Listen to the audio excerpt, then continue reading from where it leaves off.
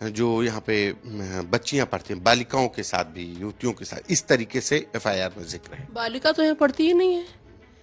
यहाँ तो बालिकाओं का कोई सिद्धांत ही नहीं रहा। हमारे गुरुजी महाराज एक महिलाओं का आश्रम अलग बनाए हैं, हीरापुर गांव और सागल घाट में है। महिलाएं तो वहाँ रहती हैं, छोटी बच्चियां वहाँ पढ़ती हैं, हमारे साथ रहती हैं। उस आश्रम के प्रभारी मैं ही हूँ, तो वहाँ यहाँ से तो दूर दूर तक कोई कनेक्शन बच्चियों का नहीं है। सच्चाई क्या है इस आश्रम में? अगर देखा जाए तो स्वामी स्वरूपानंद जी महाराज के समय से यहाँ उस पूरे मठ की देखरेख कर रही बेहद करीबी नीलमणि जी हैं। कब से आप यहाँ पर हैं? देखिए, मैं तो इस मठ, हमारी दीक्षा हुई थी सन 1986 में, तो 86 से यह मठ तो बना है 96 में, 10 साल बाद ये मठ बना। उसके पहले महाराज जी 90 से वहाँ आते थे। द्वारका शारदा मठ है हनुमान घाट में, और गुरुजी से हम लोग बहुत लंबे समय से संपर्क में है। गुरुजी के दीक्षित शिष्य हैं। और स्वामी जी महाराज तो इनको सन 82 से हम लोग जानते हैं। 82 में जब स्वामी करपात्री जी महाराज का शरीर पूरा हुआ था, तब वही हम लोग केदार घाट आए थे। तो उस समय स्वामी जी महाराज की आयु बहुत छोटी थी। और ये जो इस समय जो वातावरण चल रहा है, यह मुझे लगता है कि यह पूरे सनातन पर आघात, और सनातन पर ही नहीं, हिंदू धर्म पर, हिंदू मानवता पर आघात है। ये इतना कोई मानव इतने निचले स्तर तक सोच ही नहीं सकता है किसी धर्माचार्य के लिए। आरोप लगाए गए कि यहाँ पर जो बटुक ब्राह्मण जो शिष्य हैं, जो 2 शिष्य का बताया गया कि वो यहाँ के शिष्य थे और उनके साथ ऐसा कुकर्म किया गया और आरोप एफआईआर दर्ज हुई। आप यहाँ पर हैं, उसमें एक और भी जिक्र है कि जो यहाँ पे बच्चियां पढ़ती हैं, बालिकाओं के साथ भी, युवतियों के साथ इस तरीके से एफआईआर में जिक्र है। बालिका तो यहाँ पढ़ती ही नहीं है। यहाँ तो बालिकाओं का कोई सिद्धांत ही नहीं रहा। हमारे गुरुजी महाराज एक महिलाओं का आश्रम अलग बनाए हैं। वो नरसिंहपुर जिला में हीरापुर गांव और सागल घाट में है। महिलाएं तो वहाँ रहती हैं, छोटी बच्चियां वहाँ पढ़ती हैं, हमारे साथ रहती हैं। उस आश्रम के प्रभारी मैं ही हूँ, तो वहाँ यहाँ से तो दूर दूर तक कोई कनेक्शन बच्चियों का नहीं है। रहा सवाल बच्चों का, तो हम लोग इस आश्रम की नींव पड़ी उसके पहले से इस स्थान को जानते हैं। स्वामी जी महाराज को, जब स्वामी जी महाराज, शंकराचार्य जी महाराज, वर्तमान शंकराचार्य जी, जब ये ब्रह्मचारी भी नहीं बने थे, तब से हम लोग उनको जानते हैं। इतना पवित्र आचरण इनका रहा है और इतनी पवित्र परंपरा हमारी है। इस पर आक्षेप करना, मैं समझती हूँ कि जो आक्षेप कर रहे हैं उनके खुद के लिए कुठाराघात कर रहे हैं। वो भी तो ब्रह्मचारी कहते हैं अपने को। आप भी तो ब्रह्मचारी हो, अपने आप को सन्यासी कहते हो, तो आप सनातन से अलग कहाँ हैं? आप सनातन को आप अगर कमजोर करेंगे तो फिर आप कहाँ बचेंगे?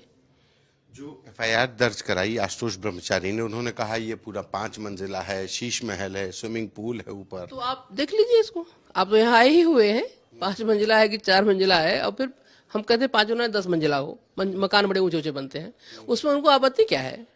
जब हमारे साथ यहाँ कोई ऐसा वातावरण ही नहीं है, इस तरह की कोई चर्चा ही नहीं है, तो फिर ऐसे कोई आरोप लगाना तो सरासर निराधार है यार। आरोप, इसमें कोई सत्यता नहीं है।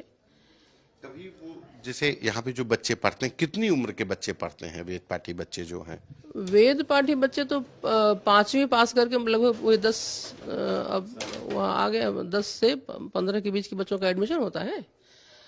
और 6 साल का उनका कोर्स है। 6 साल का कोर्स वेद का है, जहाँ पढ़ाया जाता है। आपको, आप तो चूंकि यहाँ से जुड़ी हैं, तो क्या लगता है ये क्या हो रहा है? मतलब इतना बड़ा आक्षेप लगाना, इतना बड़ा आरोप लगाना, और उसमें पुलिस ने एफआईआर तक लिख ली है। पॉक्सो की गंभीर धाराओं में एफआईआर लिख ली है, जिसमें सीधे से अरेस्टिंग है। अब पाक्सो तो मैं पहली बार सुनी ही हूँ कि पाक्सो भी कोई होता है वो, क्योंकि मुझे इन मामलों में जब किसी ने हमसे कहा कि पाक्सो लग गया, तो मुझे पाक्सो क्या होता है? कोई वकील हमको फोन किए, तो मैं पाक्सो क्या होता है, तो वो बताया उसकी गंभीरता को। इसलिए है तो निराधार ये। अब इसके पीछे किस किस का हाथ है वो मुझे पता नहीं है, और जिसका भी होगा हाथ, ये सब के सब गर्त में जाएंगे। क्योंकि जब जब धर्म का उच्छेदन करने का प्रयास जिसने भी किया हो, उसके लिए साक्षात भगवान ही आकर धर्म की रक्षा करते हैं। भारतवर्ष है, यहाँ तो यदा यदा ही धर्म से ग्लानिर्भवति भारत, जब जब धर्म का ह्रास अधर्म की वृद्धि होती है तो धर्म की रक्षा के लिए धर्म संस्थापनार्थाय भगवान स्वयं आते हैं, आकर भगवान रक्षा करते हैं। तो अभी भी करेंगे, क्योंकि भगवान सदैव सत्य के साथ रहते हैं। आपने देखा होगा महाभारत के युद्ध में पांडव 5 ही थे, कौरव 100 थे, लेकिन विजय पांडवों की हुई, क्योंकि भगवान सत्य के साथ सर्वदा रहते हैं। ये महाभारत का युद्ध है पांडवों और कौरवों के बीच। अब क्या कह सकते हैं जिसकी, लेकिन हम ये अनुभव किए हैं, मेरे पास इस 2 दिन में हजारों फोन आए जनता के, तो पब्लिक तो सत्य के पक्ष में है। और खाली उत्तर प्रदेश के नहीं, पूरे भारत से, पूरे भारत के लोगों से हमारे पास फोन आया कि, और बहुत मतलब बीजेपी की बहुत निकटवर्ती लोगों का भी फोन आया मेरे पास, बोले अब तो खत्म है काम। एक चीज ये भी कि जो बच्चों के आरोप हैं उसमें जो जानकारी मिल पा रही है कि यहाँ वाराणसी के अलावा जबलपुर में भी कोई आश्रम है, जोशीमठ में भी आश्रम है, वहां पर भी उन बच्चों को ले, क्या बच्चों को यहाँ से वहां ले जाया जाता है, क्या प्रथा है? नहीं, वो तो अलग अलग विद्यालय है, यहाँ की परंपरा, यहाँ के अध्यापक अलग हैं, यहाँ के छात्र अलग हैं, और जो जबलपुर में विद्यालय है वहाँ के छात्र अध्यापक अलग हैं, जोशीमठ के, जहाँ महाराज जी के तो अनेकों आश्रम है, तो सभी आश्रमों की व्यवस्था अलग अलग है। बच्चे महाराज जी के साथ जाते हैं, नहीं जाते हैं? कभी कभी जाते भी हैं, कभी कभी जाते भी हैं बच्चे, आवश्यकता पड़ने पर। कभी वैसे पढ़ाई होती है यहाँ पर ढंग से, तो यहाँ सब तो खुला मामला है, चारों तरफ दरवाजा खुला है, सब आप स्वयं निरीक्षण करके देख लें क्या हो रहा है क्या नहीं हो रहा है। आप तो इतने समय से जुड़ी हैं तो आपको जानकारी भी मतलब मिली होगी कि जो जिन 2 बच्चों का जिक्र हो रहा है शिष्यों का, क्या वो कभी यहाँ पर ऐसे पढ़े हैं? डॉक्यूमेंट्स आप लोग देखे होंगे? हमने तो कभी नहीं देखा उनको।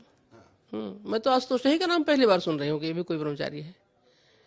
तो वो बच्चे तो कभी भी नहीं दिखे हमको मठ में। हालांकि वो बच्चे तो मुंह ढक करके ही अभी तो सामने आए भी नहीं, लेकिन उनका रिकॉर्ड यहाँ है ही नहीं। अच्छा, यहाँ का एक विशेषता यहाँ की है कि जब भी कोई एंट्री करता है तो वहीं हस्ताक्षर उसका हो जाता है। मैं भी आई तो हस्ताक्षर करके आई हूँ। अभी हमारे अपने भी हो या कोई भी हो तो साइन करके ही आएगा अंदर। तो किसी बच्चे का प्रवेश हो जाए, उसका रिकॉर्ड ना हो, ये कैसे हो सकता है?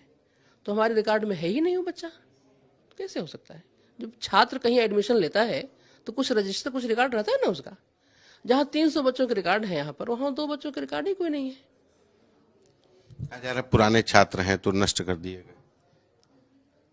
तो किस सन के हैं? जिस सन के हों उस सन का रजिस्टर निकाल देख लें। अब तो ऑनलाइन सब व्यवस्था हो गई है।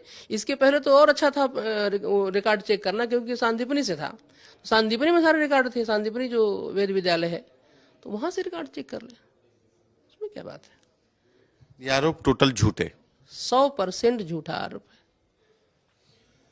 ये हमारे साथ नीलमणि जी हैं जो स्वामी स्वरूपानंद जी महाराज के समय से यहाँ से जुड़ी हुई हैं, और इनका कहना है कि जिन बच्चों को आगे करके ये एफआईआर लिखाई गई, आरोप लगाए गए, वो बच्चे कभी यहाँ पढ़ते ही नहीं थे।